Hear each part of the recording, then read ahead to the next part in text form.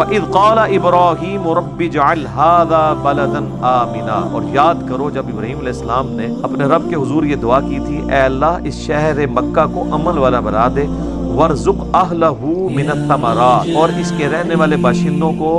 مختلف قسم کے پھلوں سے نواز۔ اور دیکھیں ابراہیم علیہ السلام کی دعا کیسی قبول ہوئی ہے کہ بالکل بنجر زمین ہے مکے کی، کوئی چیز نہیں وہاں پہ اگتی۔ مدینہ شریف تو پھر بھی زرخیز زمین ہے، کھجوریں اگتی ہیں، چٹیل پہاڑ ہیں اور پہاڑوں میں بھی وادی ہے، اس کے چاروں طرف پہاڑ ہیں، اور یہ آپ کو بلڈنگز کی وجہ سے وہ نظر نہیں آتے ہیں، ابھی بھی پہاڑ ہیں۔ یہ سینٹر میں ایک چھوٹی سی وادی ہے، اسی لیے جب یہ بارشیں ہوتی تھی نا تو یہ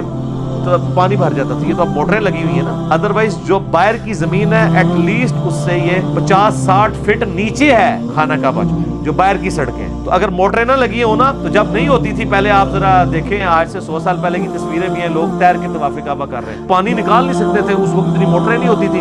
سارے پہاڑوں کا پانی جمع ہو گیا نا، جس طرح آپ کی یہاں پہ کے اندر کہاڑ آ گئی ہے۔ تو اب سب سے گہری جگہ ہی حرم مکہ ہوتی تھی، وہیں پہ آ کے مطاف میں سارا پانی جمع ہو جاتا تھا، پھر لوگ بالٹیوں سے نکالتے تھے یا دھوپ سے خشک ہوتا تھا جب خشک ہوتا تھا۔ اب تو جناب پانی گھس ہی نہیں سکتا، وہ باہر سے سک کر لیتے ہیں، ٹھیک ہے،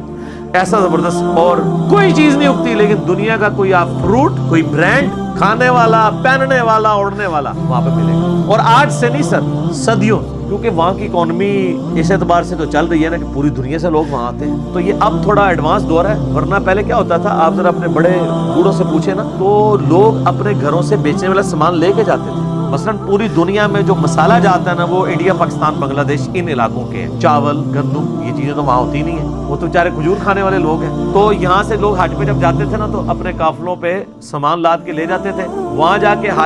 وہاں حاجیوں کو بیچتے تھے، ظاہر ہے اب جن علاقوں میں وہ چیزیں نہیں ہیں وہ خرید لیتے تھے، جو ان کی چیزیں ہیں وہ ان کو بیچتے تھے، بارٹر سسٹم چل رہا تھا، ان کی چیزیں ان کو، وہاں پہ کاروبار بھی کرتے تھے۔ ابھی بھی جو سمجھدار لوگ ہیں وہ کر رہے ہوتے ہیں کاروبار، لیکن اس بڑے پیمانے پہ نہیں۔ تو اس کی برکت سے صدیوں سے یہ صورتحال ہے کہ پوری دنیا کے فروٹ آپ کو وہاں پہ ملتے ہیں۔ اب تو سر ویسے ہی آپ چلے جائیں تو پاکستان کا جو آپ فروٹ کہیں، پاکستان کا کیلا، سیب، آم، انگور، کوئی چیز کہیں اس جگہ پہ مل رہا ہے جہاں کوئی چیز۔ تو یہ اللہ تعالیٰ نے، یہ کوئی شخص یہ کہہ سکتا ہے کہ یہ برکات تو آج کے یورپین اور امریکن سٹیز کو بھی حاصل ہیں جہاں پہ چیزیں نہیں ہیں۔ آج تو ہم مان سکتے ہیں کہ یہ برکت ہے انٹرنیشنل فلائٹس کی، کارگو کی اور تجارت کی۔ اس زمانے کی بات ہو رہی جب یہ چیزیں نہیں بھی تھی، تب بھی مکہ اس طریقے سے، اور آج بھی دنیا کی سب سے بڑی ایک ٹورزم کے اعتبار سے اگر کوئی پلیس ہے کہ جہاں پہ لوگ جاتے ہیں تو وہ حرم مکہ ہی ہے۔